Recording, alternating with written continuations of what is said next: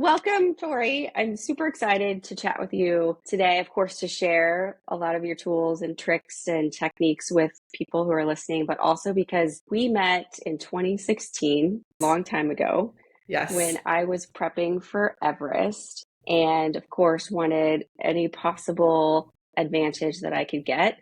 So I reached out to you and we spoke. I mean, this was back before Zoom. So we spoke on the phone and you gave me a lot of useful tools and tips that I still use today when I'm climbing or when I'm in difficult situations. So I thought it was important and valuable also to share some of that. And you've also expanded your knowledge base and your areas of focus since then. So I'm looking forward to getting into all of that. But before we do, I really like to start at the beginning because I love understanding how people, have gone from where they started to where they are today and Yeah. what that trajectory is like. Because I think for me, it's important to see that what we thought we were going to do in college is often not where we end up. And No. where we're today is probably not where we're going to be in 5 years or 10 years. So I'm fascinated about that trajectory. You're a performance coach and you help folks who are in very intense environments, which are quite varied. So how did hmm you land in that area of focus? First off, though, thank you for having me. I'm delighted to be sitting down with you and having this conversation. Also, I love the work that we did together. So I'm excited to maybe talk about a little bit about that on a bigger Totally. stage as well. So my origin story, if you will, it's been a little bit of a winding path, but I think that, not only has that winding path given me different kind of skills and tools that I use now, but it also kind of explains my approach. So I think it's worth kind of Yeah. mentioning. Okay. I started my career in academia. I have a background in neuroscience. I literally used to work with rats looking at brains under microscopes. I then went on to get my PhD in sport and performance psychology because rats weren't it for me. I loved looking at the brain and understanding the brain. Wasn't as into the rat part. I also like being outside, so being stuck looking at microscopes all day wasn't Yeah. doing it for me. And so I went to grad school, got the degree in sport and performance psychology with the vision of working with professional athletes. And then it turned out, fortuitously, just as I was collecting dissertation data, wrapping up my degree, a former classmate of mine who was a Marine veteran contacted me and let me know he was hiring for this new type of role that was a tactical mental conditioning coach for a special forces unit, the Special Operations Aviation Regiment. One of their units is out in Seattle, and that was the role he was hiring for. And it sounded like a massive adventure, not something I had ever considered previously. Didn't have any experience working with the military, but it And had you sounded like, worked one-on-one with clients at that point, or you had yeah. mostly done research based? So I was doing both. I kind of Okay. was straddling the fence in terms of research. I always felt it was always important to me to have a science-backed approach. The University of Mm, Florida has an incredible science-backed program, and so that was instilled in me very early on. But I was also working with athletes at the time, developing kind of my practice, but no one ever in the military. And so I went for it, and it turned out to be like one of the best decisions I've ever made. SOAR, Special Operations Aviation Regiment, they're the helicopter pilots and crews responsible for getting all of the other special forces soldiers, like the Navy SEALs, the Green Berets, the Rangers, to their respective missions and fights. So they have probably a to and from, right? They probably exactly. extract them as well. Exactly. If you watch movies like Lone Survivor, SOAR is actually the unit that lost the most soldiers that day, Okay. because they were trying to extract folks. So it was not only incredibly exciting, I was working with truly elite performers, people that are the Yeah. absolute best at what they do, but it was incredibly purpose driven work as well, because Mhm. talk about people making an impact in the world. I learned a ton. I loved that work. I loved working with the military community. So from there, I went on to work with disabled veterans transitioning to business careers and started building my practice working with professional athletes. And it was at that time that I discovered my passion to work specifically with mountain athletes, ultra endurance Yep. athletes, triathletes. And from there, and where I am now, I specialize in working with entrepreneurs and executives, specifically now in private equity backed businesses, which is another incredibly high pressure environment. And kind of what most people are surprised to learn, and what you and I were just kind of touching on, was that I'm training exactly the same skill set across all Yeah. of these different types of performers, because it's something that my former boss and now friend always says, Stephen Kotler. He says, personality doesn't scale, biology scales. So Ooh. equipping people, right? Like let that sink in.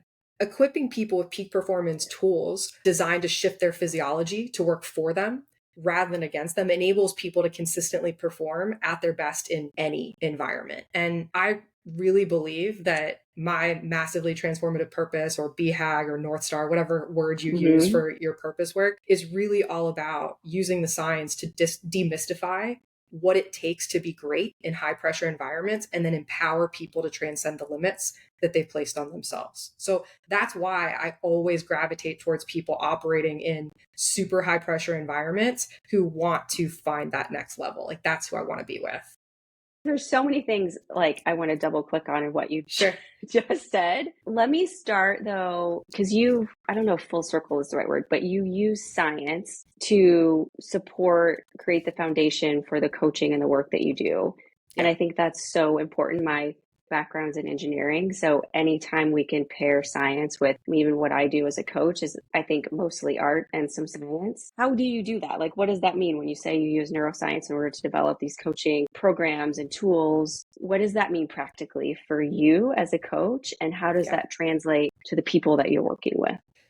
When I'm introducing myself, I explain, I provide neuroscience based training and coaching. And number one, what that means is that all of my strategies, the way that I coach people is empirically backed. I think there's a lot Mm-hmm. of, unfortunately, snake oil salesmen and women out in the like performance coaching space. It's So it's getting bigger. really, I feel like every oh, person I meet or talk, and it just seems like it's exploding. And yeah, like anytime something grows exponentially, I think there's opportunity for people who aren't as skilled as you to get into yeah, that space. And yeah. maybe they do help people, but certainly they're not doing it with the rigor that you are.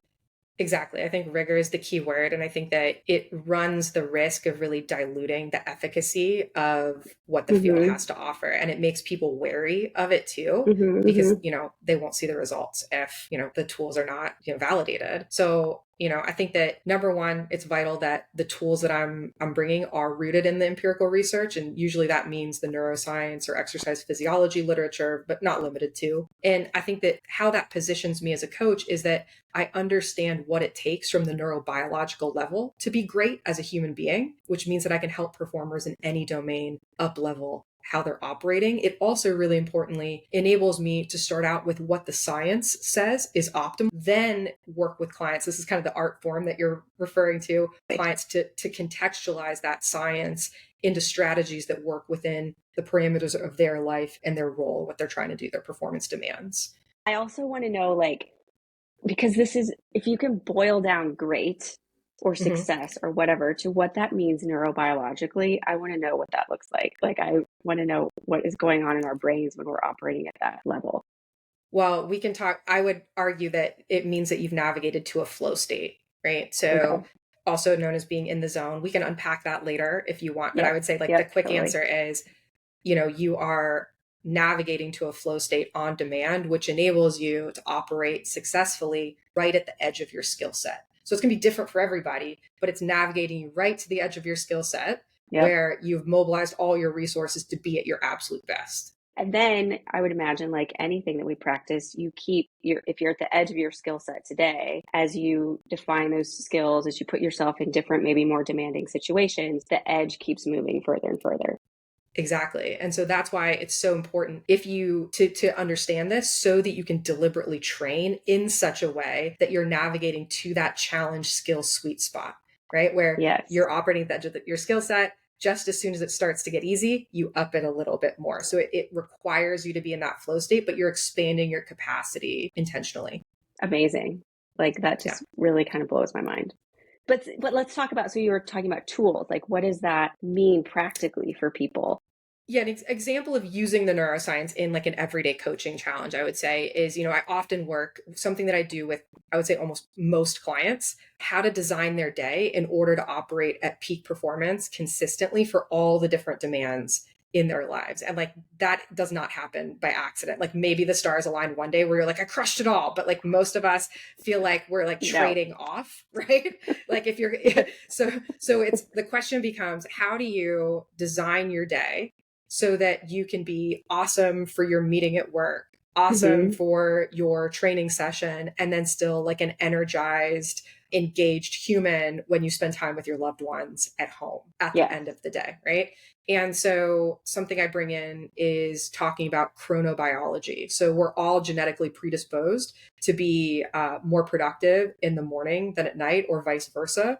We have these Hmm. different chronotypes, and understanding our chronobiology puts us in a position to understand how to structure our workday. So, for example, if I am an early bird, someone who's better in the early morning hours, there's about a 4 hour window where I'm going to do my best focused deep work. And research indicates that 1 hour within that zone is equal to 4 outside of it. So if you maximize that time, you could arguably get an entire day's worth of work done in your first 4 hours, right? Where you've maximized your cognitive bandwidth, right? You can also have now some time for recovery rather than frantically and inefficiently working throughout the day to then gather up your resources to hit your training session, right? And I wish I you had also told that to some of my former bosses. learning how to design and structure your day is game changing. And then I also, in conjunction with that, teach people how to actively recover. So how you take Hmm. breaks throughout the day really matters. So how do you design your breaks? How do you actually set up protocols for yourself to maximize your physiological and cognitive recovery, so that again, you're not progressively becoming more and more depleted throughout the day. You're actually Right. topping up as you go, so you're not toast at the end of the day. And that means, and I was listening to other talks you gave. So for some people that, and I think you recommend 90-minute increments of work and then 15 minutes of rest. And that rest is sort of designed specifically. Is that true for most people, or how does someone apply that? So the 90-minute high intensity work sprint followed by a 15 to 20-minute recovery block, that comes from the fact that as human beings, we have a biorhythm called our ultradian rhythm. So Okay. most people have heard of circadian rhythms. Those are our 24-hour rhythms, but Hmm. we also have these shorter 90 to 120-minute rhythms, these ultradian rhythms. So we naturally have these peaks in energy and natural troughs in energy all throughout the day. So if we design our day based on that, so we go really, really hard as we naturally lean into the peak of our energy. Then as we have that natural trough, we pull back and actively recover. We don't have to release as much cortisol to actually stay the course and keep doing work, right? We're actually depleting ourselves even further because we have to mobilize so many more resources Right. to maintain performance through the trough. So the argument is, don't actually take that as a break, fuel back up so that as you're jumping back into your natural peak, you're ready to go to peak performance again, right? It's Yep. much easier to get into a state of flow when you operate that way too. Those peaks and valleys are then aligned with when you're most effective. So if Yeah. I'm a morning person, I would maybe have those sprints and rest until noon, let's say. And then the Yeah. rest of the day, I can just take it. I can just go to the climbing gym or go for a run or You could. I mean, that would be beautiful. I think that, if you have a something. role where you still have to, be on the clock for the 8 hours, the idea is how can you prioritize your highest leverage work, the work that demands more from you, and put Hmm. that work within your optimal chronotype zone.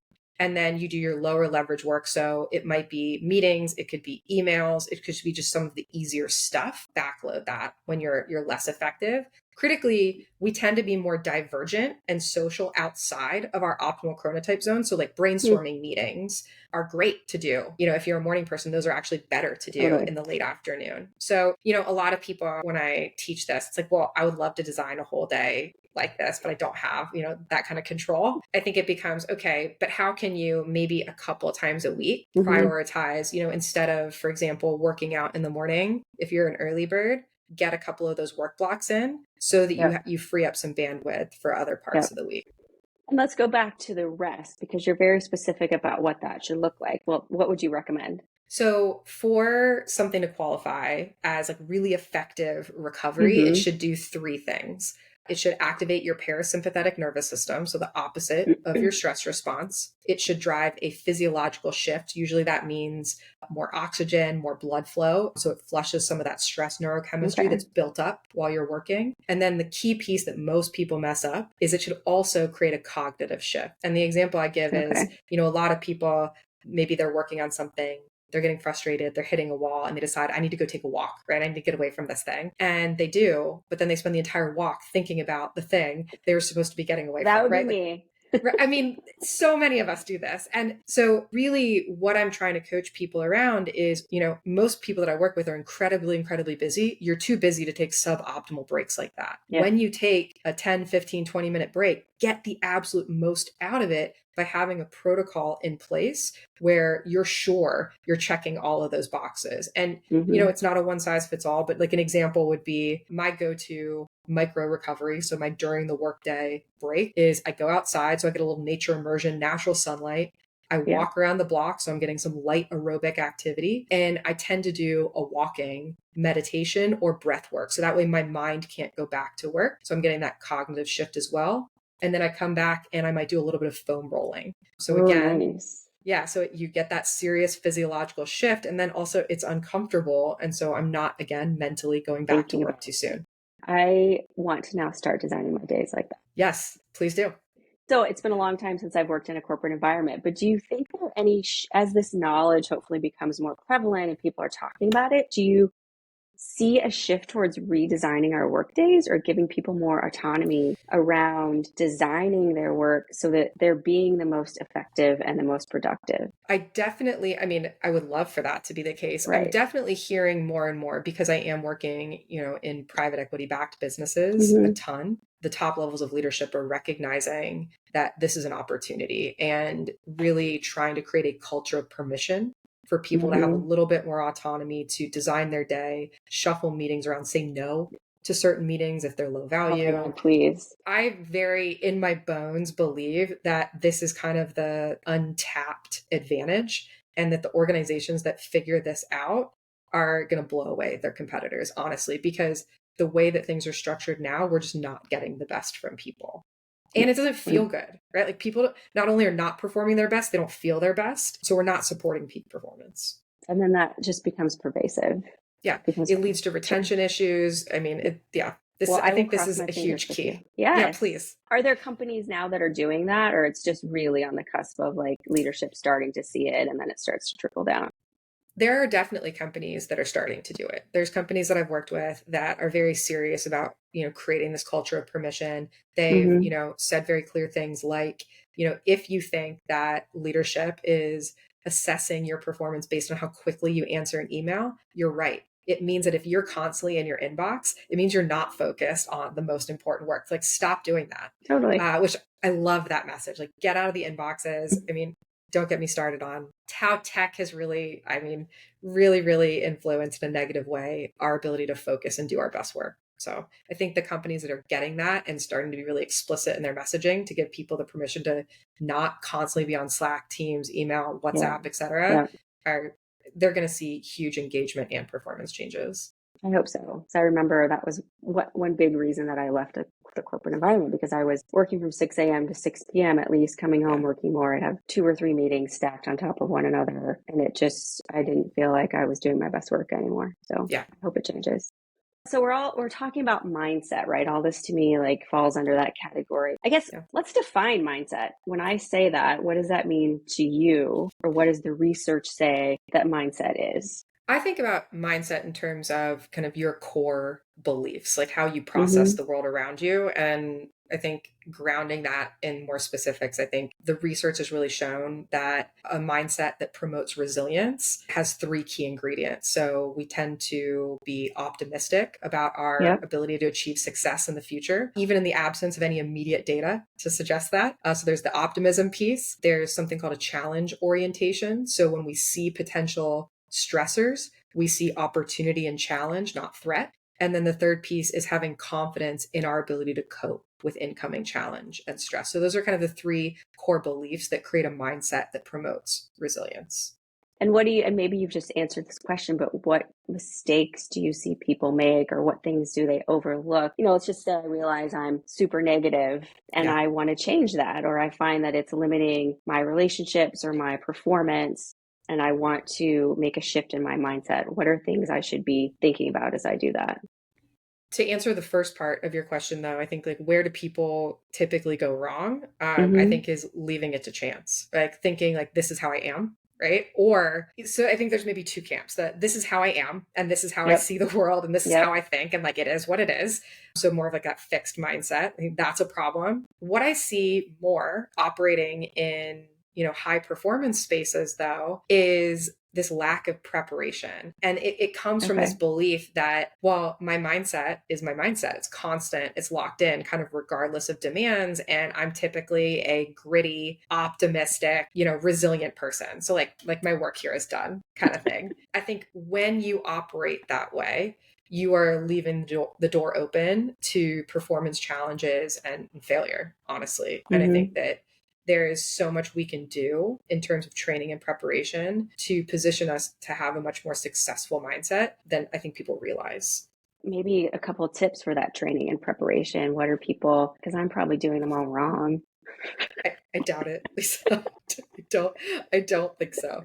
I don't think so. So I think first of all, understanding that our mindset can be massively impacted by context, right? So we shouldn't assume that we're always going to have the same mindset all the time. So we need to prepare for kind of like worst case scenarios and just kind of stay vigilant for where we maybe aren't as productive as we could be. That's number one. I think that realizing that we are programmed as human beings from a neurobiological level to have a certain type of response when we meet high levels of challenge and stress, Yeah. right? Like Yeah. the stress response is extremely, extremely hardwired. And when it's activated, our internal narrator is really compelling. Like, stop, slow down, get away from the edge. Like, you Drop shouldn't it. be doing this. Yeah, Right. like don't do this, right?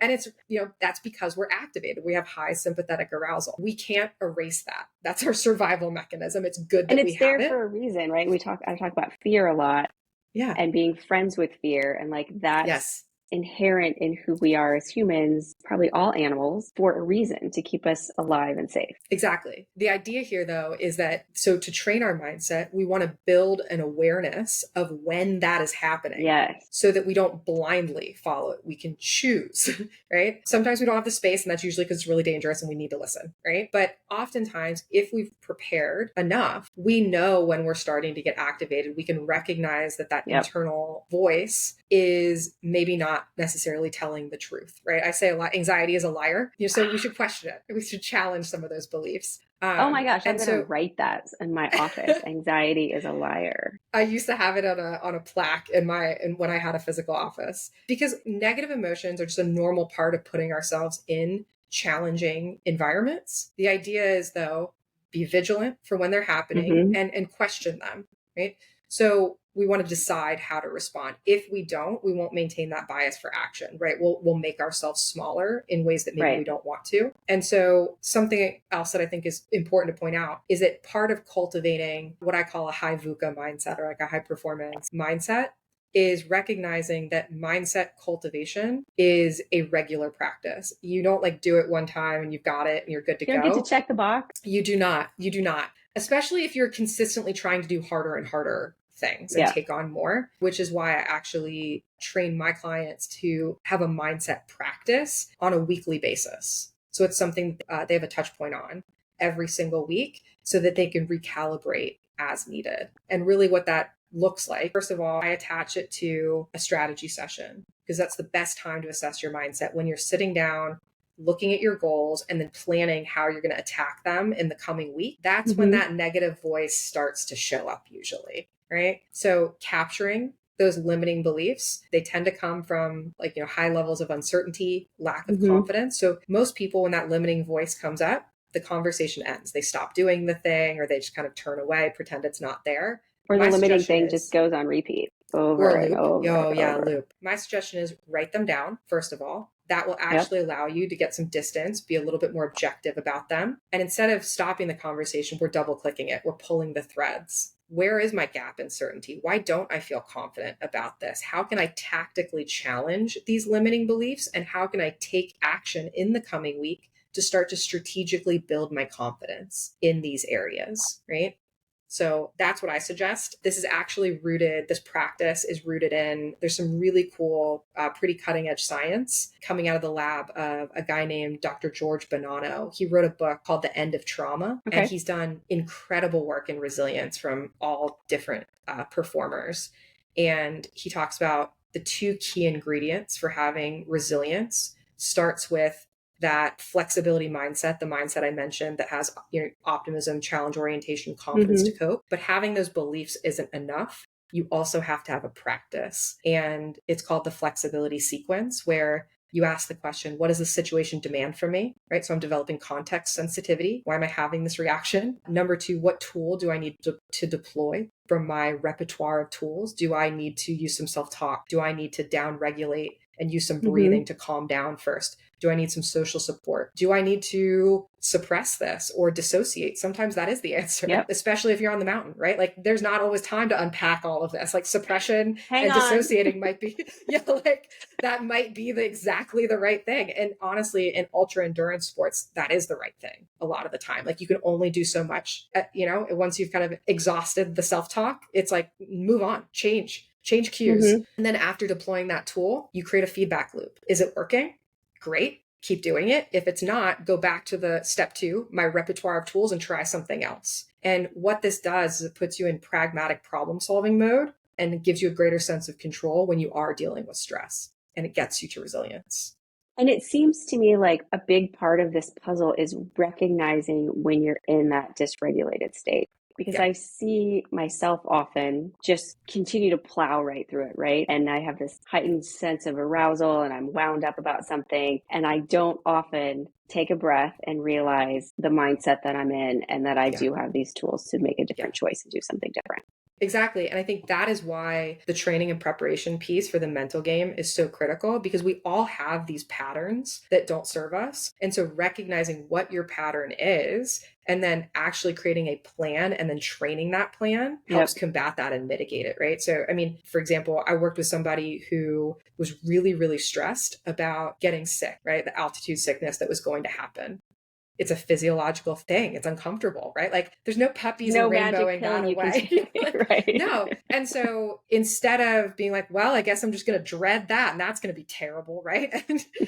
And maybe that'll ruin my chances at the summit. Right? That's not productive. And so the plan in that situation was, okay, knowing that this is something that we're ruminating about, what do you Hmm. want to do instead? Can we relabel these physiological cues that we've trained as like really unpleasant and bad and we shouldn't be here, Yes. to I get to feel this way. Like this is actually, I'm, living my life in such a way that there's like a small price of physical discomfort, but it's this sign that I'm doing a thing that other people don't get to do.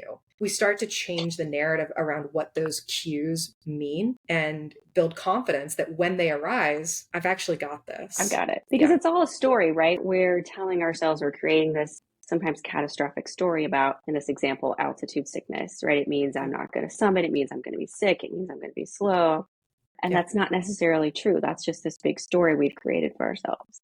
Exactly. And allowing ourselves to just progressively get more and more activated, because then it happens on the mountain Right. and it's like Right. alarm bells, which, oh no, makes everything worse. Right. Yep. It So, does. again, I think that it's about recognizing. I think a lot of high performers in particular are really reluctant to put these limiting beliefs and fears out on the table because that makes them somehow feel more real. Vulnerable. So they don't, yeah, it requires vulnerability, but getting them out on the table allows you to tactically challenge and strategically build confidence in the face of them. Because I think we all have to recognize, again, when you're doing really hard things, there's going to be fear, uncertainty, frustration, Of course. have a plan Yeah. for them. It's what we signed up for.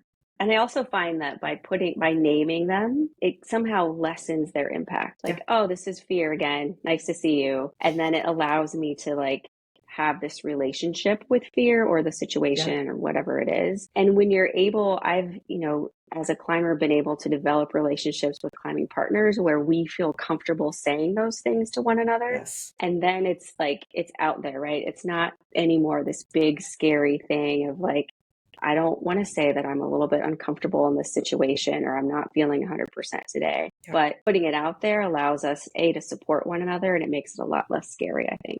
Absolutely. And that way you can help each other down regulate Yes. when you're feeling that way. I would say, honestly, I love that you're doing that. And I would say that that's actually kind of a key ingredient for really effective training partners. It's also something I Mm-hmm. talk about with executives in terms of the executive team, right? We need to be able to have this vulnerability and be able to say these things out loud so that we can be objective about having a plan to help to Right. mitigate them. Otherwise, they're going to have a disproportionate effect on our performance. Absolutely. Yes.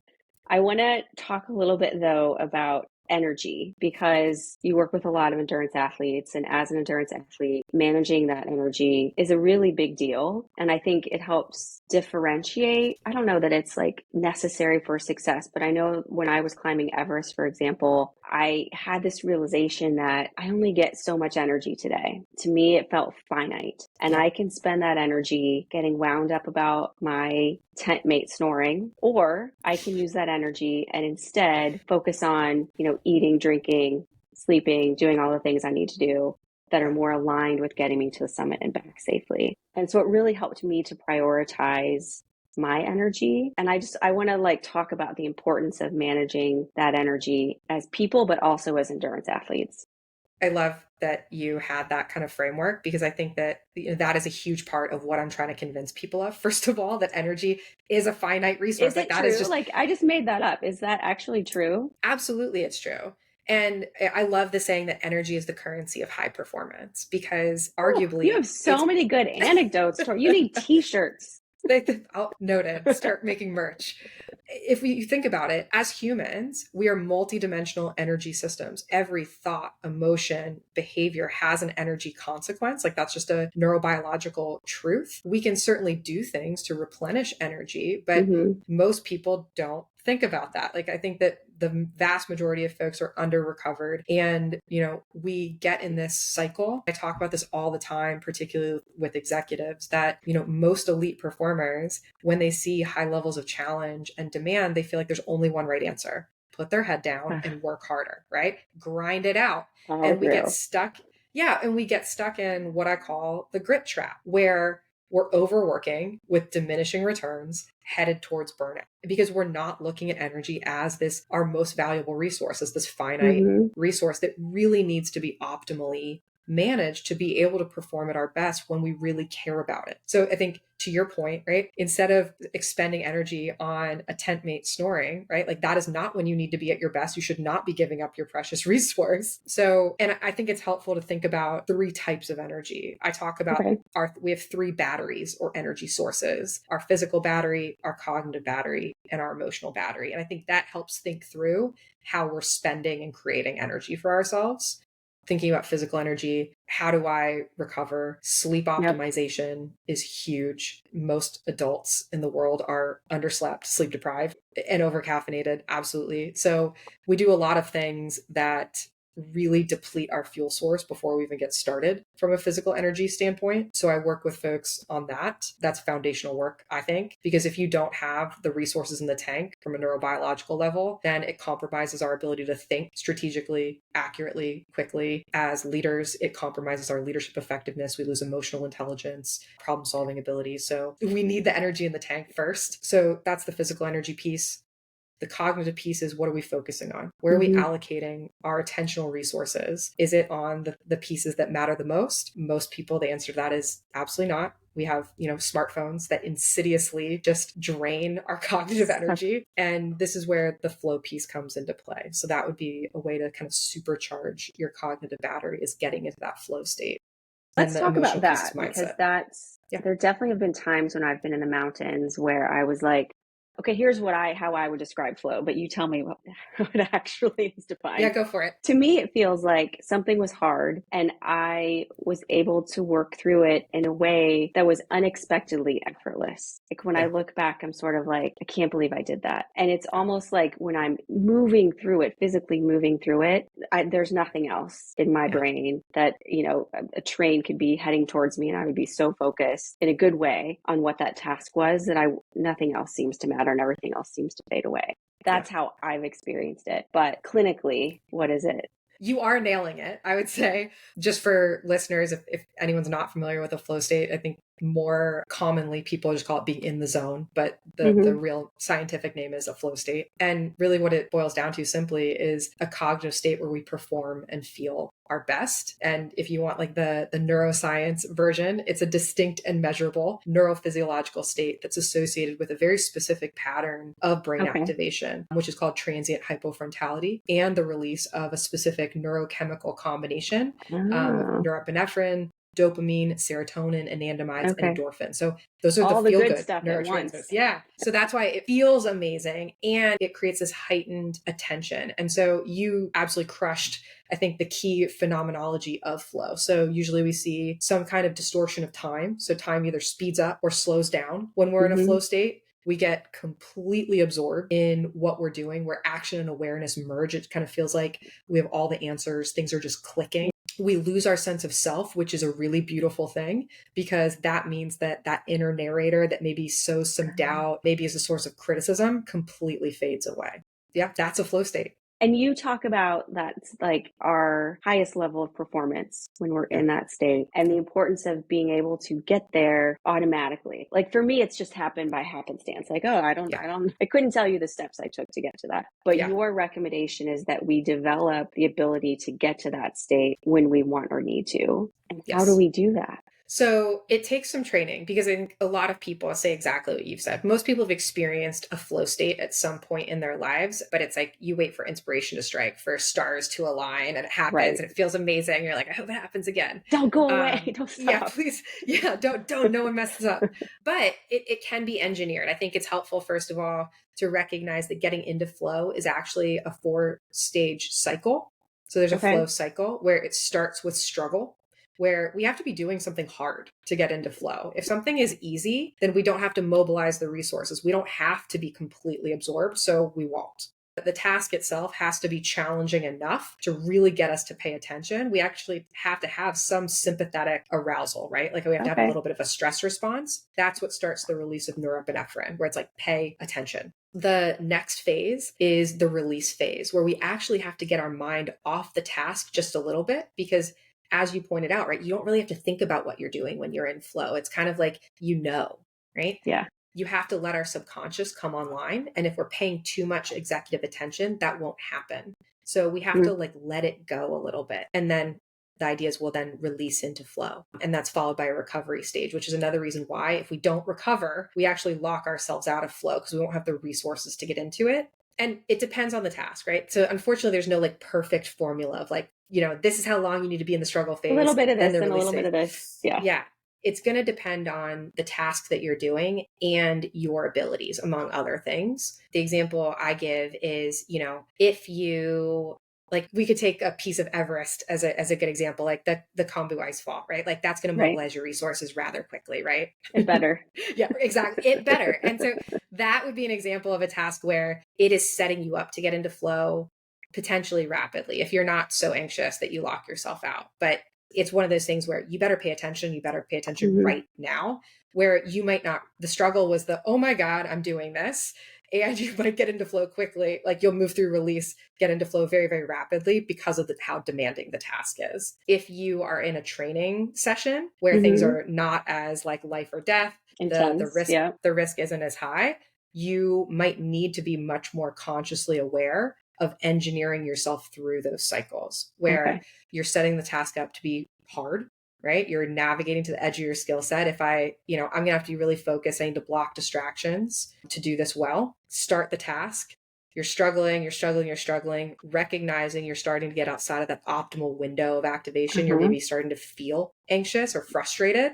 That's a really good time to do something that consciously downregulates you. So Okay. I had folks on a climbing wall where they get to the place where they keep hitting the wall. They're frustrated. They're not popping through and figuring the move out. Even just taking a beat. I want you to hold there to do 2 down regulated breath cycles to just calm Hmm. everything down a little bit, clear your mind, think about your breath, then go. That sometimes is exactly what you need to pop into flow to then And figure it's out the you maneuver. said go, like don't even think about it, just go. Like make the next move. Yeah. That would be a way to experiment with trying to get into flow in a task where you've been struggling and you haven't been able to get into that state before. And that's a really great and safe way to practice it at the climbing Yeah. gym, right? On a Yeah. route that's maybe a little bit above your grade. Yeah. And to feel yourself in that struggle, create this habit of then taking a breath, pausing for a second, and then moving right into it. Exactly. It's really critically too, it's conditioning what typically has been this moment of frustration of why am I not getting this? And I'm actually, my Yeah. confidence is being shaken. Well, remember, struggle is the requisite phase before flow. So I'm on my way. What do I need to recalibrate or tweak? Am I just a Yep. little bit too activated? Am I paying attention to this too hard? I need to like let go, down regulate just a little bit and give myself a chance to get into that To state, get to into it. release into flow. And then I would imagine over time, when we, our bodies start to feel the struggle, it doesn't become this big scary thing anymore. Yeah. And Yeah. maybe it could even become something that we look forward to. It becomes a springboard to I guess you don't do it every single time you're in struggle, but like it could become this positive thing now, like, oh, cool, I have this opportunity Yeah. to test out getting into flow instead of just getting frustrated and mad. And Exactly. There's so many of my clients that will like rush back into a session and be like, this happened. And I started to get frustrated and I had said, oh, I'm just in the struggle phase. Like just stay the course. I know exactly what I need to do. I have the tools to deploy to be yeah, able to release into flow now. So it's a positive indicator. You need struggle for flow. Like you need it. yeah. You can't get flow without struggle. So And for struggle growth. actually becomes positive. Exactly. Yes. I Exactly. love that. Okay. Bring it back to endurance athletes and mountain athletes that you've worked with. What are just a couple of techniques? Like if you could give everyone one little gift of one or two things they could do to increase their performance, improve their mindset, what are a couple things that you would have people add to their toolkit? I would say for sure the mindset practice that we've already touched Okay. on, just because I think that for very understandable reasons, there's a lot of like fear, uncertainty, physical discomfort that is associated with being a mountain athlete, being an ultra endurance athlete. We know that it's going to get really uncomfortable and that the very normal human reaction is going to initially be like, stop doing this, quit. So I think that just the better attuned to what that voice tends to sound like for you so that you can have a clear plan on how to reframe it, repackage it, what to do when it shows up Mm-hmm. is just, I think, vital because being cold, being in pain, being really tired are just kind Hungry, of, nauseous, yeah, all of those. all those And things. I think that facing that reality head on and then having a plan for like what to do with those feelings so that you really feel confident is really important. I also love, in that vein, I love the tactic of reframing and relabeling those Yep. discomfort cues, like how you relabel pain signals. Right. I think that that's huge because I think that most people in these arenas are training physically really, really, really hard. And that's not what gets them. I mean, is that your experience as a coach? Totally. I think there are two camps of people. There are people who will power through anything, right? They could be cold, tired, sick, nauseous, and they will keep going and push too far, which is a curious thing in the mountains, right? And that's something when we talk about mindset and sports, it's different than basketball where you can say 110% all the time, don't stop, keep going. And in the Yeah. mountains, that can get you into trouble. So there's that group of people who just keep going and pushing and pushing. And then there's people who should push a little bit more and who feel a little bit of discomfort and let that become a barrier to growth or to performing at the next level. And so I think the key is to find the sweet spot where you feel the discomfort, however that looks like for you, and you have these tools to push through it in a more graceful way that allows you to grow and to be at the edge of your performance. Exactly. And I think, it's interesting that those are the two camps of people that you've witnessed, because I think that's true in any like high performance space, right? Really. There's some people that are like really, they're not able, they don't have the tools yet to kind of push past those feelings of like discomfort, self-doubt, tiredness. And so they just But back then away. so they just back away. Those people are almost easier to train though, I think, than the people who are so like grit and I don't need to sleep and I have no limits. Those people are arguably harder to train, but I think it's just as important for them to sit Yes. down and do some mental work as well, because again, it's like that grit trap, right? You are not at your best and you're potentially making things dangerous for yourself and other people if that's where you live. recognizing these patterns, the way that we talk to ourselves and dialing it in so that we're not doing either of those things and Hmm. navigating that sweet spot, super key. I would say another key piece that I work on is how to make the most out of any recovery break. Because I think that, a huge part, and this transcends, I think that this is true for ultra endurance sports, when you're on the mountain or when you're in a boardroom, honestly, is that you can't constantly expend energy and be at your absolute best. Like, that's not how it works. We've already covered it's a finite resource. So how do you get every possible ounce of recovery out of any break you take? I've worked with lots of folks who, even when they pause on the mountain, what are they doing on like a Yes. cognitive level? What are they paying attention to? Like, they're not just taking in water or nutrition, but what are they doing mentally as well to get the most out of that break? I'm so glad you brought that up because I think I overlook that a lot. That I'm very focused on the tactical things during a break, Yeah. eating, drinking, sunscreen, whatever. Yeah. But that break should be more than just a physical rest for your body. It should also Yeah. be a chance for those 10 or 15 minutes for your brain to recharge too. Exactly. And I think that there's not a one size fits all for that. Like, how that looks for different people, it's going to be different. But I think that really being thoughtful about what you need mentally in that moment. Like, if you've been Yep. kind of counting the seconds to that break, To that next break. you need to do, yeah, right. And you don't want to spend that whole break being like, the 15 minutes is flying. Oh my gosh, I can't, like, I'm starting, like, that's not, you are depleting yourself before you even started again. And so being thoughtful about, do I need to recover? Do I need to maybe dissociate and just like, Mm-hmm. let my mind wander? Maybe that's beneficial. Do I need to do something to energize myself right before the end Mm-hmm. of the break? Mm-hmm. Right? Do I need to like give myself a little bit of a pump up in terms of self Yep. talk? Do I maybe even need to do, depending on what altitude you're at, like some upregulated breath work just to kind of Yep. activate yourself to initiate the struggle phase to hopefully get into flow faster for Yep. like the next part of the trek? So again, I think it's, how do I get really strategic about all of these pieces when I recognize that energy is this finite resource? This is so fascinating, Tori. Thank you for sharing everything. Like there's several, I wrote down several things that I'm going to do differently. So I appreciate that. And I know everyone listening will Amazing. probably do the same.